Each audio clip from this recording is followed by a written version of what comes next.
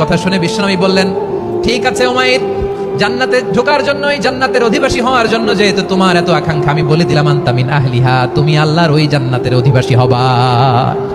যাও উমাইর, তুমি ওই জান্নাতের অধিবাসী, ওই জান্নাতে তুমি ঢুকবা, তুমি জান্নাতি। তার মানে সহজ কথায় তুমি জান্নাতি। সুবহানাল্লাহ বলেন।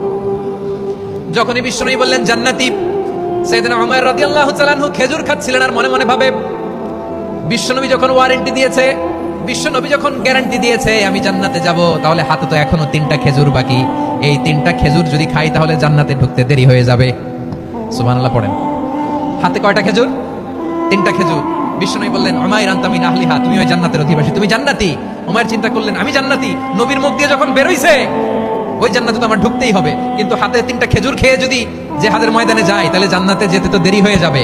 এই চিন্তা আসা মাত্রই খেজুর 3টাকে তিনি ছুঁড়ে মারলেন, তলোয়ার বের করে আল্লাহু আকবার বলে বদরের ময়দানে ঝাঁপিয়ে পড়লেন। আল্লাহর শত্রুদেরকে কচুকাটা করে এক পর্যায়ে শাহাদাতের সুধা পেয়ে নিজেও জান্নাতি হয়ে গেলেন।